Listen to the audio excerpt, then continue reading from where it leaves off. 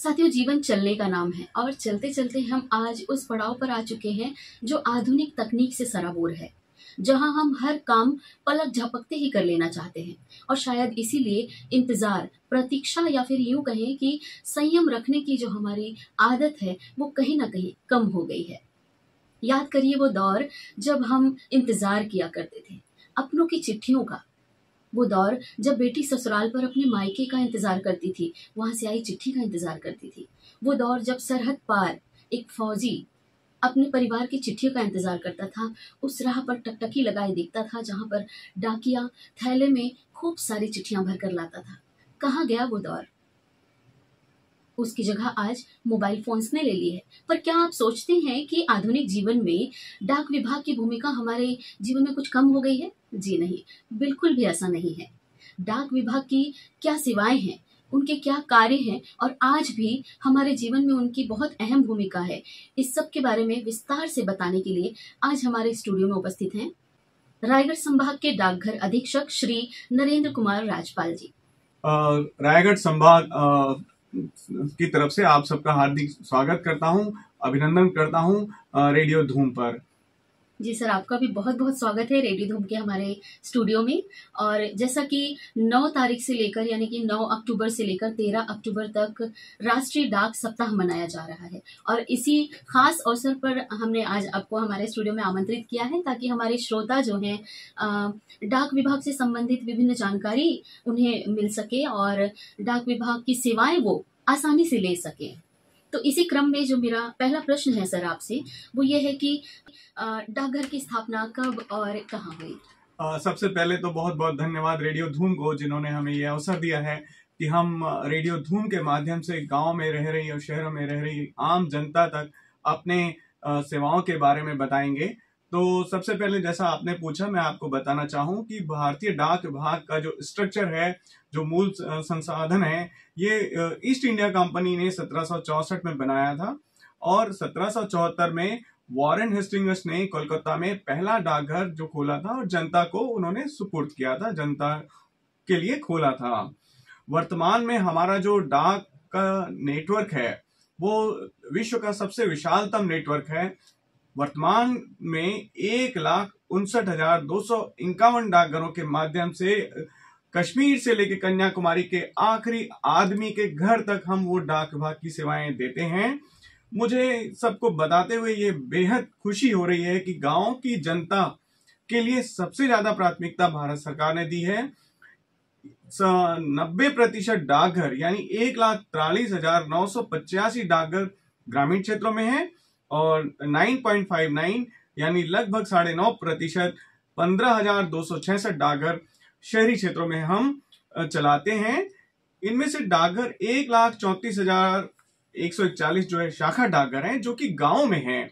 मैं इसके बारे में ये बताना चाहूंगा कि एक जो गांव होता है, एक जो शाखा डाकघर होता है, वो अपने गांव के अलावा 10-12 गांवों तक में चिट्ठियां बांटने, वहां सेविंग बैंक यानी बचत बैंक की, बीमा की और डिजिटल बैंकिंग की सेवाएं प्रदान करता है। इस तरीके से आखिरी आदमी तक पहुंचने वाला अगर कोई विभाग है तो वो है भारतीय डाक विभाग। जी बिल्कुल सर, बहुत सही कहा आपने। और जैसा कि आप वर्तमान में रायगढ़ में पदस्थ हैं, तो रायगढ़ संभाग में जो डाकघर हैं उसके विषय में हमें कुछ बताएं। रायगढ़ संभाग जो है अभी हमारे तीनों जिलों में, सारंगढ़ में, रायगढ़ में और जशपुर के जिलों में डाक सेवाएं प्रदान करता है हमारा संभाग। और यहाँ पर 33 शहरी डाकघर हैं यानी विभागीय डाकघर हैं, 33 विभागीय डाकघर और 454 जो है वो शाखा डाकघर हैं। और मैं आपको ये बताऊं कि 5 किलोमीटर के दायरे में अनबैंक्ड एरिया को बैंकिंग में बदलने के लिए इसी वित्तीय वर्ष में हमने 43 डाकघर खोले हैं, जिसमें 22 डाकघर सन्ना मनोरा जैसे क्षेत्र में हमने जशपुर जिले में खोले हैं। तो इस तरीके से आखिरी आदमी तक बैंकिंग जैसी सुविधाएं, बीमा जैसी सुविधाएं पहुंचाने के लिए हम आज भी तत्पर हैं। इस तरीके से 487 डाकघरों के माध्यम से रायगढ़ डाक संभाग आम जनता को ये सुविधाएं प्रदान कर रहा है। जी सर, रायगढ़ डाक संभाग के अंतर्गत कौन कौन से जिलों को आप देख रहे हैं? हाँ, ये रायगढ़ डाक संभाग के अंतर्गत 3 जिले आते हैं, सारंगढ़ आता है और जशपुर और रायगढ़ स्वयं जिला। जी जी, जी। काफी बड़ा एरिया आप हाँ, देख रहे हैं और हाँ, बहुत ही कठिन काम होता है, मतलब अंतिम आदमी तक पहुंचना। सर, एक और जो सवाल मेरे जहन में आ रहा है वो ये कि वर्तमान की जो पीढ़ी है, हम उस दौर से हैं जब हमने अंतर्देशीय भी देखा है, लिफाफा भी देखा है, और कुछ हम योजनाओं से भी जुड़े रहे हैं उस दौर में। पर वर्तमान समय में जो पीढ़ी है वो कुछ कम जानती है डाक सेवाओं के बारे में। तो आप डाक संबंधी सेवाओं के बारे में हमें कुछ बताएं। ये बात सही आपने कही कि हम जब अपनी कॉलेज लाइफ में थे तो हम हॉस्टल में अपने पिताजी के द्वारा भेजे हुए मनी ऑर्डर का इंतजार करते थे, जो कि अब पूरी तरीके से डिजिटल हो चुका है लेन देन। तो लेकिन मैं आज भी ये बताना चाहूंगा कि आज भी हम डाक सेवाएं प्रदान करते हैं। जो हमारी मूल सेवा है, चिट्ठियों को पहुंचाना, ठीक है आज चिट्ठियां कम हो गई हैं, लेकिन आज के दौर में भी जो व्यावसायिक पत्र हैं, एटीएम है, नियुक्ति पत्र हैं, वो किसी कोरियर कंपनी के माध्यम से नहीं दिए जाते हैं, वो स्पीड पोस्ट के माध्यम से दिए जाते हैं। अगर किसी व्यक्ति को अपनी कोई सामग्री दूसरी जगह भेजनी होती है, कोई माँ अपने बेटे को हॉस्टल तक अगर कोई घर का सामान भेजना चाहती है तो वो पार्सल के माध्यम से भेजती है। और इसके अलावा जो हमारी डाक की सेवाएं हैं, डाक व्यवस्था, डाक की सेवाएं हैं, हमारी बैंकिंग की सेवाएं हैं, बचत बैंक जो सेवा हम कहते हैं, हम डाक जीवन बीमा और ग्रामीण डाक जीवन बीमा जैसी सेवाएं भी हम प्रदान करते हैं। और इसके अलावा कुछ हमारे और अन्य सेवाएं हैं, जैसे हम आधार की सेवाएं देते हैं, पासपोर्ट बनाते हैं, और बीच बीच में हमें जब विशेष होता है, आदेश होता है, तो हम झंडा बेचने, जैसे अभी हमने अभियान कराया था हर घर तिरंगा, तो भारत सरकार आखिरी आदमी तक हर सेवा पहुंचाने के लिए डाक विभाग की सेवाओं का उपयोग करती है। और हमें बेहद खुशी है कि हम आखिरी आदमी तक हर प्रोडक्ट पहुंचाने में हम सफल हैं। जी, तकनीकी बहुत बढ़ गई है आज के दौर में, और जो तकनीक है लगभग हर विभाग में इसका उपयोग किया जा रहा है। तो क्या पोस्ट विभाग जो है, डाक विभाग जो है, वहाँ भी नई तकनीकों का उपयोग आज के दौर में हो रहा है?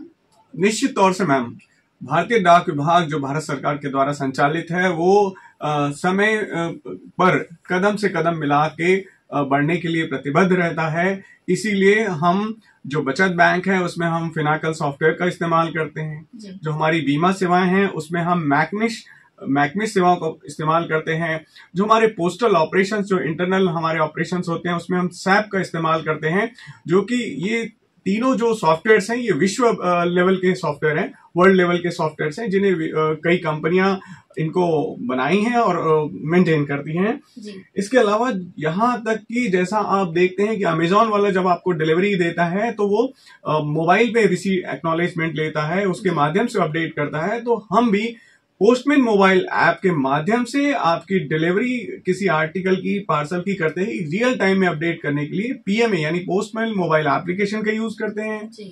अब खाता खोलने के लिए हमें फॉर्म भरने की या पैसा निकालने और जमा करने के लिए हमें फॉर्म भरने की आवश्यकता नहीं है, और हम इसके लिए डिजिटल बैंकिंग के लिए हम इंडिया पोस्ट पेमेंट बैंक का इस्तेमाल करते हैं।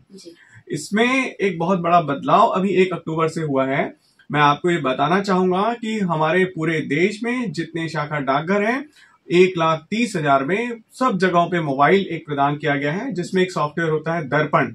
इस दर्पण ऐप के माध्यम से सारे लेन देन, यानी कि बचत बैंक, बीमा और इंडिया पोस्ट पेमेंट बैंक, सारा लेन देन डिजिटल होगा। और जो हमारे कर्मचारी हैं वो बेहद प्रसन्न हैं, और इस तरीके से शाखा डाकघर यानी गांव में चलने वाले डाकघर कार्यालयों तक भी हमने ये टेक्नोलॉजी को पहुंचाया है।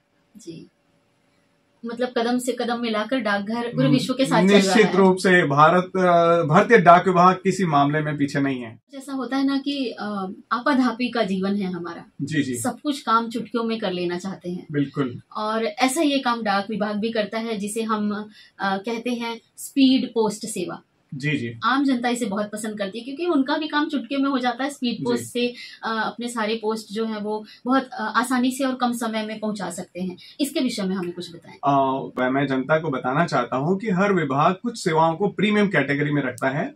यह स्पीड पोस्ट सेवा हमारी प्रीमियम सेवा में आती है। इस प्रीमियम सेवा की खासियत यह है कि जहां कहीं भी विमान सेवाएं उपलब्ध हैं, वहां इसकी डाक विमान से भेजी जाती है, ताकि ये गंतव्य स्थान पे बढ़े। सारे इसकी डाक विमान से भेजी जाती है, इससे वो शीघ्र पहुंच जाती है। इसकी बुकिंग करने के लिए हमारे देर रात तक डाकघरों में खुले रहते हैं। इसके कुछ जगहों पे काउंटर जैसे कि हम रायगढ़ शहर की बात करें तो रायगढ़ में रात को 9 बजे तक आप speed post railway mail service के कार्यालय में आप रेलवे स्टेशन पे एक काउंटर है वहां बुक कर सकते हैं। अगर रायपुर में देखें तो 24 घंटे इसकी बुकिंग होती है स्पीड पोस्ट की, और इसकी जो स्पीड को मॉनिटर करने के लिए पूरी एक टेक्नोलॉजी लगी रहती है और हम इसकी क्वालिटी मॉनिटरिंग करते हैं।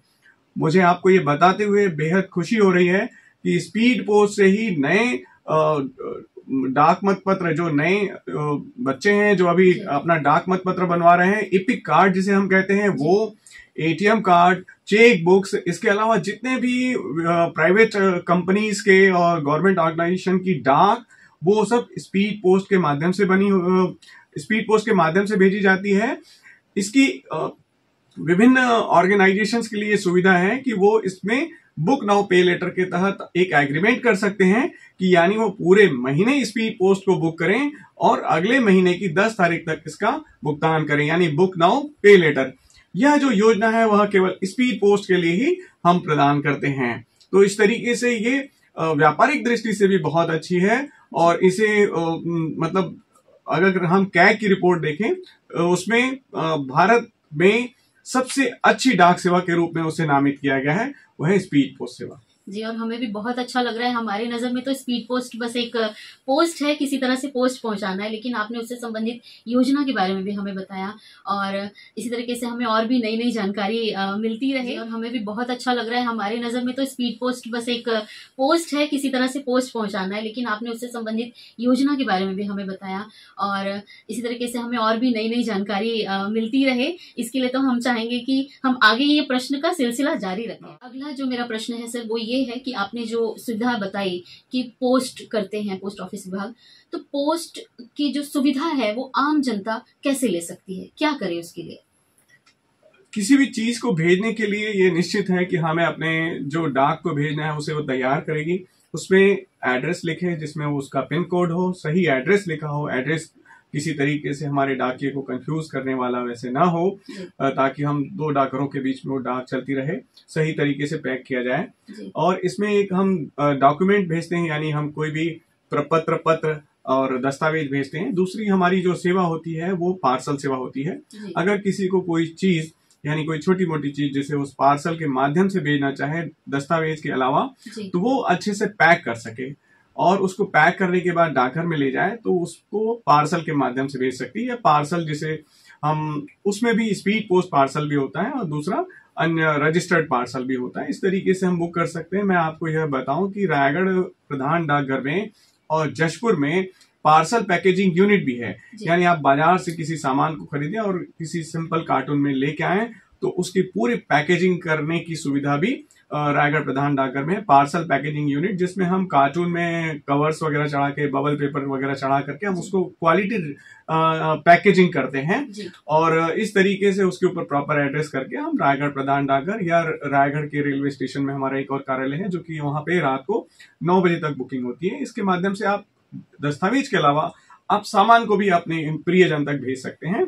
ये अगर हम पार्सल के रूप में देखें तो हम 20 किलो तक का भी पार्सल हम भेज सकते हैं, जहां ये उन लोगों के लिए विशेषकर अच्छा है जहां हमारे बच्चे या हमारे कोई बुजुर्ग कहीं दूर पे रहते हैं और जहां वो चीज खरीद नहीं पाते हैं, तो हम उन चीजों को रायगढ़ शहर से खरीद करके हम उनको भेज सकते हैं।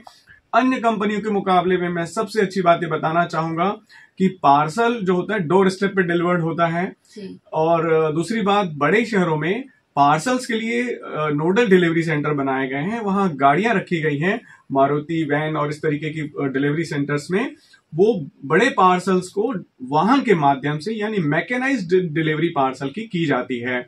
इसमें विभाग का लक्ष्य है कि अब जैसा आपने भी कहा कि हमारे पास अब दस्तावेजों का प्रेषण कम हो गया है, चूंकि हम डिजिटल इंडिया में आ चुके हैं और सारे डॉक्यूमेंट चेक बुक्स और एटीएम कार्ड को छोड़ के नहीं है, तो हम पार्सल के बिजनेस को बढ़ाने के लिए हम कई तरीके की योजनाएं चला रहे हैं। आपने देखा होगा कि जो डाक जाती है वह ट्रेन के माध्यम से या बस के माध्यम से जाती है, लेकिन पार्सल की अगर हम बात करें तो पार्सल के लिए डेडिकेटेड जो है ट्रकें चलती हैं। जी। रायपुर से लेकर के भुवनेश्वर कोलकाता तक और इधर नागपुर से लेकर के यह एक रूट है। 11 रूट पे हम अपनी खुद की ट्रकें चलाती हैं जिसमें इंडिया पोस्ट लिखा रहता है। उसे हम रोड ट्रांसपोर्ट नेटवर्क, हमने इस प्रोजेक्ट को नाम दिया है। और हमारा लक्ष्य है कि जितना लॉजिस्टिक में पार्सल बुक होता है पूरे भारत में, उसमें 2026 तक हमें इसका 30% बिजनेस भारतीय डाक विभाग के पास होना चाहिए। तो हम रेडियो धूम के माध्यम से जनता को बताना चाहते हैं कि पार्सल सेवाएं लेने के लिए आप डाक विभाग का इस्तेमाल जरूर करें।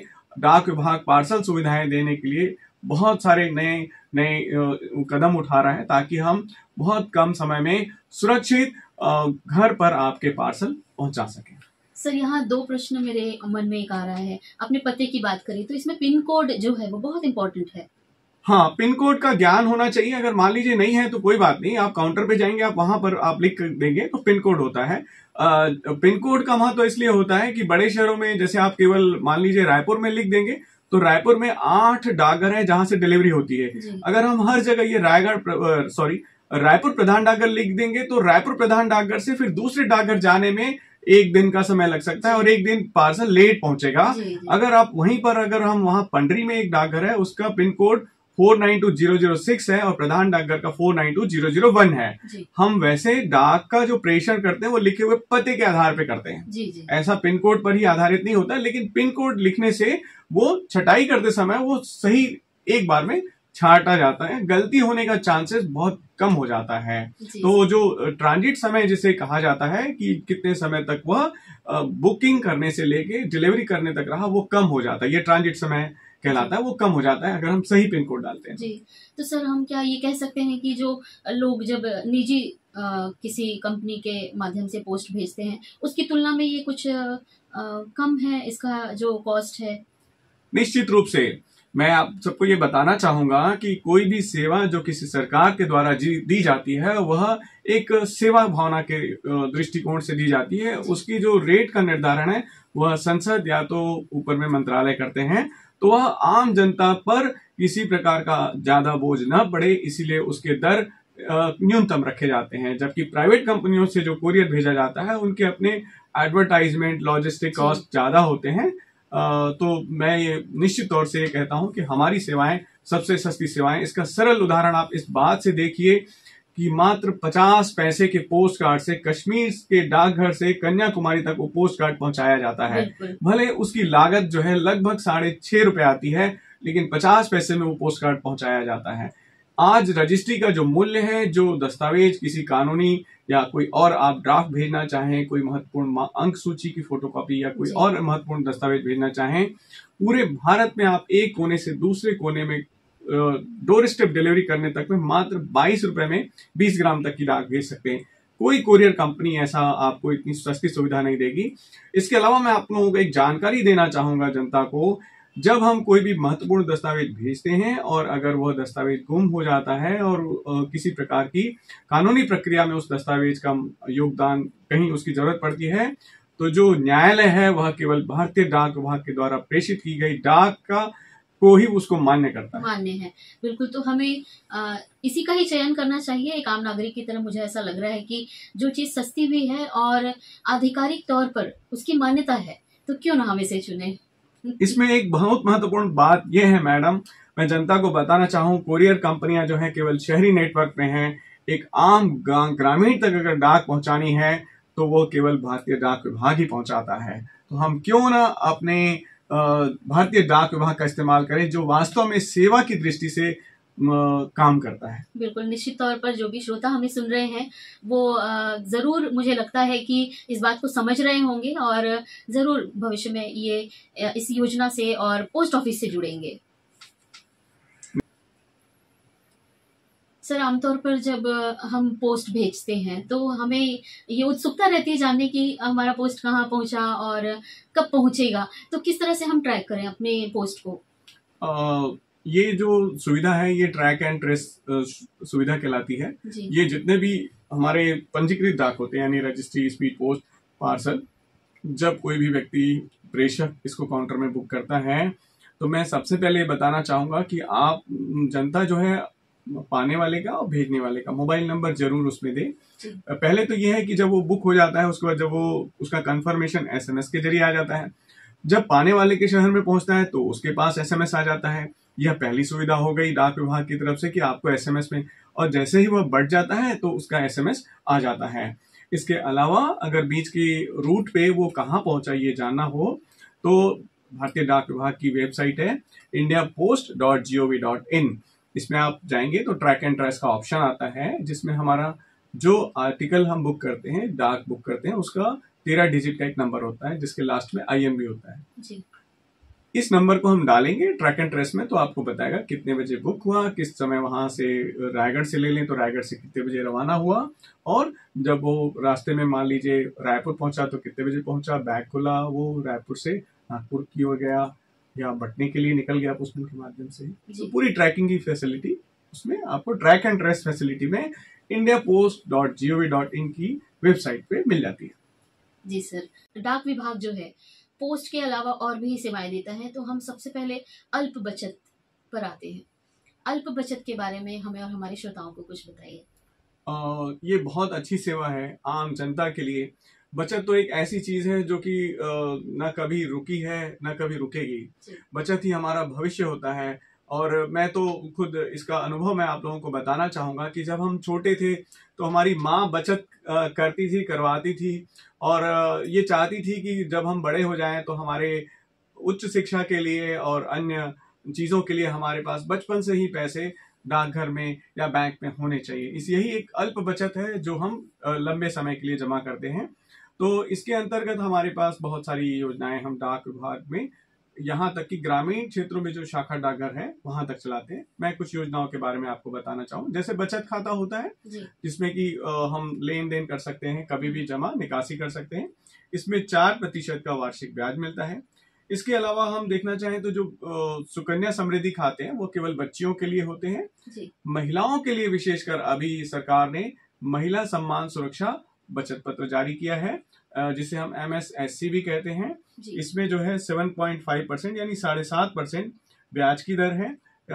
इसके अलावा जो बुजुर्ग हैं उनके लिए सीनियर सिटीजन सेविंग स्कीम, वरिष्ठ नागरिक जन सेवा जन खाता जो होता है, जो अपना जीवन यापन केवल ब्याज पर करना चाहते हैं और रिटायरमेंट के बाद जो उनको लंबी रकम मिलती है उसको जमा करके कर सकते हैं। और इस तरीके से इसमें सबसे ज्यादा ब्याज 8.2% दिया जाता है। अगर हम बात करें तो अगर हमारे पास अच्छी राशि है जिसे हम रख करके हम ब्याज लेना चाहें तो मासिक आय योजना यानी मंथली इनकम स्कीम हमारी बचत योजना है, जिसमें हम हर महीने बचत पर हम ब्याज हर महीने निकाल सकते हैं। और इसमें जो है 7.4% का वर्तमान में है। किसान विकास पत्र सभी लोग जानते हैं, ये बहुत प्रसिद्ध योजना रही है किसान विकास पत्र, और इसको हम ले सकते हैं। इसमें पैसे डबल हो जाते हैं, दुगने हो जाते हैं। किसान विकास पत्र के माध्यम से हम जो भी रकम जमा करते हैं, इनकम टैक्स बचाने के हिसाब से नेशनल सेविंग सर्टिफिकेट जो होता है, राष्ट्रीय बचत पत्र जिसे कहते हैं, वह भी हम ले सकते हैं। इसके अलावा अब मैं जनता को बहुत इंपॉर्टेंट बात ये बताना चाहता हूँ कि हमारी 5 वर्षीय आवर्ती जमा योजना भी होती है, जिसमें हम चाहें कि बच्चों के लिए हम 5 साल के बाद हमें पता है कि उनकी उच्च शिक्षा के लिए या बिटिया की शादी के लिए हमें पैसों की जरूरत पड़ेगी, तो हम इसका इस्तेमाल कर सकते हैं। 5 वर्षीय आवर्ती जमा योजना, इसको हम 10 साल तक भी बढ़ा सकते हैं। और इसमें वर्तमान समय में हमारी ब्याज दर अभी थोड़ी सी और बढ़ाई है सरकार ने, तो ये 6.7% की ब्याज दर है। अब आते हैं कि जैसा आप लोगों ने बैंक में सुना होगा कि बैंक में FD कहते हैं कि हम फिक्स समय के लिए फिक्स अमाउंट को रख देते हैं, ये डाक विभाग में TD कहलाता है, टाइम डिपॉजिट। ये 1 साल, 2 साल, 3 साल और 5 साल के लिए होता है। FD जो है वो TD कहलाता है। भारत सरकार ने डाक विभाग में इसके लिए जो शब्द रखा है टाइम डिपॉजिट, TD रखा है। ये जो टाइम डिपॉजिट होता है इसमें ब्याज की दर कुछ इस प्रकार है। 1 वर्ष के लिए 6.9, 2 वर्ष के लिए 7%, 3 वर्ष के लिए 7% एवं 5 वर्ष के लिए 7.5%।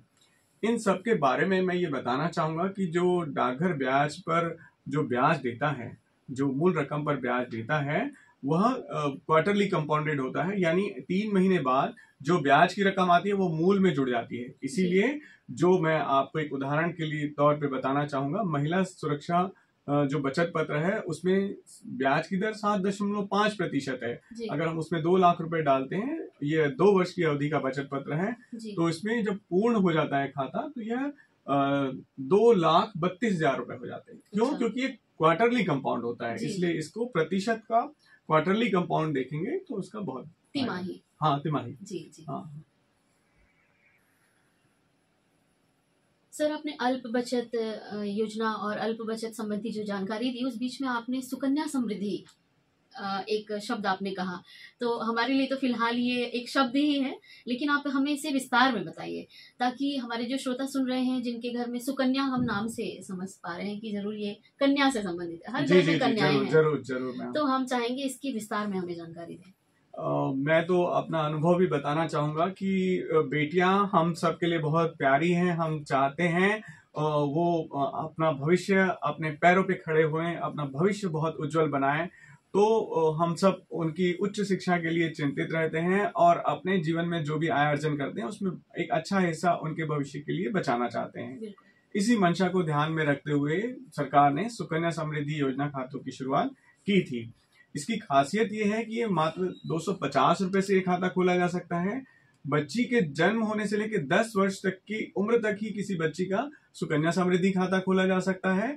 हम इसमें पूरे साल भर में हम 1.5 लाख रुपए तक ही जमा कर सकते हैं और इसमें ब्याज की दर मैंने आपको बता दी, काफी अच्छी है। जी और इसमें जो 10 साल तक की बच्चियों के बाद में इसमें एक खूबी यह है कि 21 साल में जो शादी की उम्र हो जाती है तब तक हम इसे चला के हम इसको बंद करते हुए इसमें पूरी जमा राशि को हम निकाल सकते हैं। जी अगर इसमें मैं ये कहना चाहूंगा, जब बच्ची होती है और अगर हम इस खाते को खोलते हैं और हम इसमें नियमित रूप से जमा करते हैं तो उसकी शादी और उच्च शिक्षा के लिए हम इसको मान सकते हैं, हम तनाव मुक्त रह सकते हैं। जी उच्च शिक्षा के लिए प्रावधान है कि जब बच्ची 18 साल की हो जाए और हमें उसकी उच्च शिक्षा यानी कॉलेज की फीस वगैरह के लिए इसकी जरूरत पड़े तो जमा राशि में से हम 50% हम निकाल सकते हैं और 50% हम उसके ब्याह के लिए जी रख सकते हैं और इसे कहीं भी भारत में ट्रांसफर किया जा सकता है।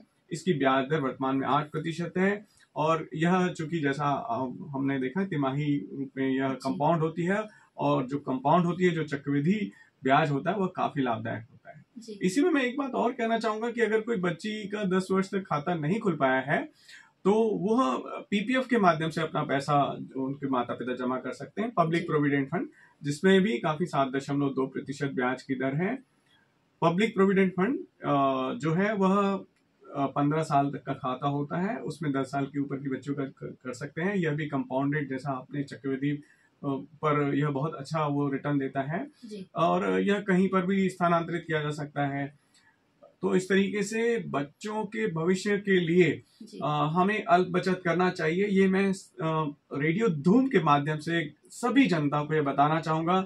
हम आज की परिस्थितियों में अगर एक महत्वपूर्ण ध्यान करने वाला बिंदु है तो बच्चों की शिक्षा, बच्चों की शादी, उनका पैरों पे खड़ा करना। जी इसमें भारतीय डाक विभाग गांव के हर आदमी के लिए खातों के माध्यम से यह सुविधा प्रदान करता है। जी सर, इतनी बड़ी ये सुविधा है और हम में से कईयों को इस सुविधा के बारे में पता भी नहीं होता है। और मुझे एक प्रश्न इस योजना से संबंधित एक मेरे मन में आ रहा है कि आपने कहा कि जमा जो इसमें ब्याज राशि जो जमा की जाती है 250 रुपए 250 रुपए से शुरू की जा सकती है। जी जी बिल्कुल, 250 रुपए से खाता खोलना है, खाता खुल सकता है। जी। तो जब राशि जमा करने की का समय होता है तो क्या ये इसका नियमित एक ड्यूरेशन है, एक हाँ मंथ है या फिर हाँ, रैंडम कभी भी राशि जमा की जा सकती है? मैं ये बताना चाहूंगा कि 250 रुपए से आपका खाता खुल गया, जी हम पूरे साल में कम से कम एक जमा जरूर करें ताकि जी वह खाता चलता रहे। जी लेकिन किसी मजबूरीवश अगर हम किसी पूरे वित्तीय वर्ष में, जब मैं वर्ष की बात कर रहा हूं तो 1 अप्रैल से लेके अगले वर्ष के 31 मार्च तक में जी अगर हम कभी जमा नहीं भी कर पाए तो मात्र 50 रुपए देके उस खाते को पुनर्जीवित कर सकते हैं। जी तो यह खाता प्रति माह जमा करने वाला नहीं है। अगर आप चाहें तो 250 रुपए जमा करके पूरे साल भर में 500 रुपए कम से कम कभी भी जमा करें जी या अधिकतम 1.5 लाख रुपए जमा करना है इसमें। जी तो इस तरीके से हम कर सकते हैं और इसमें कभी भी महीने में कितने भी दिन जाकर के, साल में कितने भी दिन जाकर के करें। शर्त केवल यह है कि पूरे वित्तीय वर्ष में कम से कम 500 रुपए जमा किए जाएं। जी। खाता खोलने के लिए मात्र 250 रुपए पर्याप्त है। न्यूनतम 500 रुपए और अधिकतम 1.5 लाख रुपए। हाँ, एक महत्वपूर्ण बात यह है कि जब हम जमा करते हैं तो डिजिटल का जमाना है, हम सोचते हैं कि नहीं सब कुछ डिजिटल हो, लेकिन मैं ये कहना चाहूंगा कि सुकन्या समृद्धि योजना हो या डाक विभाग की कोई भी योजना हो, इसमें आपको पासबुक प्रदान किया जाता है। पासबुक में आपके हर जमा की ब्याज की प्रविष्टि की जाती है, उसे जरूर संभाल करके रखें। यह अपने आप में हमें एक निश्चितता देता है कि हाँ, हमारे पास हमारे भविष्य के लिए इतने पैसे इस पासबुक में प्रविष्ट करके जमा है। जी बिल्कुल, ये एक अहम एक दस्तावेज है जिसे हमें संभाल कर रखना है। एक सुझाव तो मैं आपको आपके श्रोताओं को जरूर देना चाहूंगा, हम कितने भी डिजिटल हो जाएं, लेकिन हमारे पास दस्तावेज जरूर होने चाहिए। जो भी चीज हमें मिलती है वो दस्तावेज घर के किसी कोने में जरूर पड़ा होना चाहिए, तभी वो दस्तावेज हमारे अपने दावों के लिए ये निश्चित करता है। जी बिल्कुल, बहुत सही कहा सर आपने। सर, पोस्ट ऑफिस से संबंधित एक टर्म हमें सुनने को मिलता है, IPPB, ये क्या है? हम जैसे जैसे समय बीत रहा है, हम विश्व के अगर हम को देखें तो सभी जगह डिजिटल चीजें बढ़ती जा रही हैं। हमें रिकॉर्ड कम करने हैं, हमें ज्यादा से ज्यादा चीजें डिजिटल करनी है, पेपरलेस करनी है। इस हिसाब से हम भारत सरकार ने डाक विभाग के लिए इंडिया पोस्ट पेमेंट बैंक यानी IPPB की स्थापना की है। इसमें ये छत्तीसगढ़ के लिए गौरव की बात है कि पहला जो इंडिया पोस्ट पेमेंट बैंक की ब्रांच थी वो रायपुर में खोली गई थी 1 सितंबर 2018 को। अभी हमने इसके 5 वर्ष पूरे कर लिए हैं। इंडिया पोस्ट पेमेंट बैंक जो है वह एक डिजिटल प्लेटफॉर्म है जिसमें बिना कागज के आप पैसा जमा कर सकते हैं, बिना फॉर्म भरे आप पैसे निकाल सकते हैं, बिना किसी कागज के बिना किसी एप्लीकेशन फॉर्म भरे आप इसमें खाता खोल सकते हैं। ये है इंडिया पोस्ट पेमेंट बैंक का। इसका उद्देश्य ये था, इसका डोर स्टेप बैंकिंग इसका मुख्य उद्देश्य रहा है, यानी कि आपका बैंक आपके द्वार। अगर गांव में किसी को अगर खाता खोलना है, आप पोस्टमैन को कहेंगे तो वो अपनी मोबाइल लेकर के, फिंगरप्रिंट डिवाइस लेकर के आपके घर पर आके आपका खाता खोलेगा, पैसे निकालेगा। इसको लाने का उद्देश्य ये था कि हम कई तरीके की सेवाएं, इस डिजिटल सेवाओं को हम डाक विभाग के माध्यम से आम आदमी तक, आखिरी आदमी तक पहुंचाएं। यह एक ऐसा ऐप बनाया गया है, एक ऐसी बैंकिंग सुविधा है डाक विभाग की, जिसके माध्यम से हम थर्ड पार्टी के इंश्योरेंस सर्विसेज को भी, यानी बीमा सेवाओं को भी हम पहुंचाते हैं। तो एक अच्छी योजना के बारे में मैं आपकी रेडियो धूम के माध्यम से जनता को बताना चाहूंगा कि मात्र 396 रुपए दे करके समूह दुर्घटना सुरक्षा नाम की योजना, यानी ग्रुप एक्सीडेंटल गार्ड, GAG जिसे हम शॉर्टकट में कहते हैं, 396 रुपए में 10 लाख तक का बीमा कोई भी व्यक्ति करा सकता है। मात्र 396 रुपए में हम इस बीमा योजना के माध्यम से, जो कि इंडिया पोस्ट पेमेंट बैंक के माध्यम से होता है, कई तरीके के लाभ ले सकते हैं। मैं आप ये बताना चाहूंगा कि किसी भी प्रकार की दुर्घटना मृत्यु होने पे इसमें 10 लाख रुपए का कवरेज मिलता है, और कोई विकलांगता हो जाए तो स्थायी रूप से तो 10 लाख रुपए का। इसमें अंतिम संस्कार तक के लिए भी 5,000 रुपए का प्रावधान है। और अगर मान लीजिए IPD, अगर हम किसी दुर्घटना में ग्रस्त हो गए और हमें एडमिट होना पड़ा तो उसके लिए 60,000। इस तरीके से बच्चों की पढ़ाई के लिए भी 1 लाख रुपए दिया जाता है। अभी अभी कुछ समय पहले यहाँ तमनार में इस तरीके की का हम लोगों ने 1 महीने के अंदर अंदर 10 लाख रुपए का दुर्घटना होने पर हमने ये भुगतान किया था। तो हम आज के समय में जहां हमारे खर्चे इतने ज्यादा हैं, हम अपने परिवार के प्रति जिम्मेदारी का निर्वहन करने के उद्देश्य से 396 रुपए में ये ग्रुप एक्सीडेंटल गार्ड स्कीम यानी GAG policy India post payment bank के माध्यम से ले सकते हैं। कोई भी व्यक्ति जो ज्यादातर दौड़ भाग की जिंदगी में सड़कों पे चलते हैं, वो मात्र इतने रुपए देकर के 10 लाख रुपए के लिए अपने परिवार को सुरक्षित करने के लिए निकटतम डाकघर में इसका संपर्क कर सकते हैं। सर, ये जो GAG पॉलिसी आपने बताई, इसमें 396 रुपए आपने बताया, 1 साल का प्रीमियम है वो। जी हाँ, वही तो इसकी अवधि मतलब सालाना 396 रुपए देना है। जी। और ये मतलब लगातार ये नियमित रूप से सालाना हमें पे करना है। ये इसकी जो अवधि है वह 1 साल रहेगी। 1 साल के बाद वह आपके पास संदेश आएगा, आप उसमें वो ऑटोमेटिकली अगर आप किसी डाकघर संपर्क करेंगे तो आपके खाते से वो 396 रुपए कट जाएगा। इसकी एक खासियत है कि इसमें इंडिया पोस्ट पेमेंट बैंक में अपना एक खाता होना चाहिए। जी जी इंडिया पोस्ट पेमेंट बैंक में शून्य बैलेंस से खाता खुल जाता है। फिर अगर आप मान लीजिए 500 रुपए उसमें जमा भी रखें, जी उसमें भी ब्याज की दर बचत खातों की तरह 4% ही है, जी तो वो उसमें में से वो कट जाएगा। इस जी तरीके से हम मात्र 500 रुपए से एक डिजिटल अकाउंट खोल सकते हैं। और दूसरी बात, 396 रुपए उसमें से कटवा करके हम अपने परिवार को 10 लाख रुपए का बीमा की सुरक्षा अपने लिए दे वो सकते दे सकते हैं। अभी जिस बच्चे ने कराया था तमनार में, उस बच्चे ने अपने परिवार को वह 10 लाख रुपए वह छोड़ करके वह गया। इस तरीके से अब न जाने वक्त कब कहाँ बदल जाए, तो मैं चाहूंगा कि हम सबको ये जिम्मेदारी का निर्वहन करना करना चाहिए। चाहिए। बिल्कुल अनिश्चित है हमारा जीवन, बिल्कुल जी कोई भी चीज कब घट जाए हम नहीं जानते। और इसमें एक बात और मुझे जो समझ में आ रही है कि हमारी जो भारत सरकार है या हमारा जो शासन है, उसे हमारी कितनी चिंता है। बिल्कुल, बिल्कुल सही कहा आपने। इस कवर में मुझे एक और चीज समझ में आ रही है कि जब किसी की दुर्घटना में मृत्यु हो जाती है, बहुत दुखद समय होता है परिवार के लिए। तो इसमें आपने जिन चीजों को शामिल किया है उसमें बच्चों की पढ़ाई भी शामिल है, जी जी, उसमें मतलब अंतिम संस्कार का भी अंतिम है। संस्कार का और भी है। स्थायी रूप से अगर विकलांग हो गए तो 10 लाख रुपए का उसमें भी है। जी तो इस तरीके से अगर मान लीजिए अगर परिवहन करना पड़ा और जी एम्बुलेंस करके डेड बॉडी को पहुंचाना पड़ा, तो जी उसमें भी 25,000 रुपए एम्बुलेंस का खर्च देगी। प्रारंभिक तौर पे वह आपको करना पड़ेगा, लेकिन जब ये दावा स्वीकृत होकर के एक जी आध महीने में आ जाएगा, जी उसका भुगतान आपके खाते के माध्यम से हम लोग हो जाएगा। डाक विभाग कर देगा।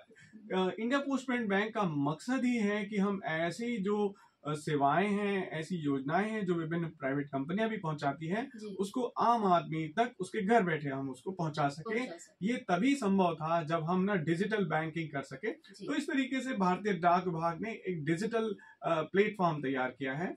मैं इंडिया पोस्ट पेमेंट बैंक के बारे में ये भी बताना चाहूंगा कि इसके माध्यम से हम इलेक्ट्रिसिटी बिल और home loan, third party insurance है, और जितनी सेवाएं हमें अपने ये फोन पे, पेटीएम में दिखती हैं, वो सभी जी सेवाओं को हमने इसमें लाया, ताकि घर बैठे हम बिजली का भुगतान भी कर सकते हैं और डिजिटल काम कर सकते हैं।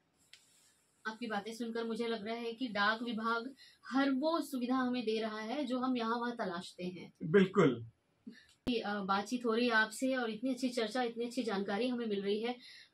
एक सवाल और मेरे जहन में आ रहा है, वो ये कि आपने पोस्ट के बारे में हमें बताया, आपने बैंकिंग सुविधा के बारे में बताया, और कुछ हद तक आपने बीमा के बारे में भी बताया हमें, दुर्घटना जी बीमा जी के जी। बारे में। बीमा से संबंधित और कौन सी सेवाएं हमें पोस्ट विभाग से मिलती है? डाक विभाग जो होता है वह एक डायनामिक विभाग है।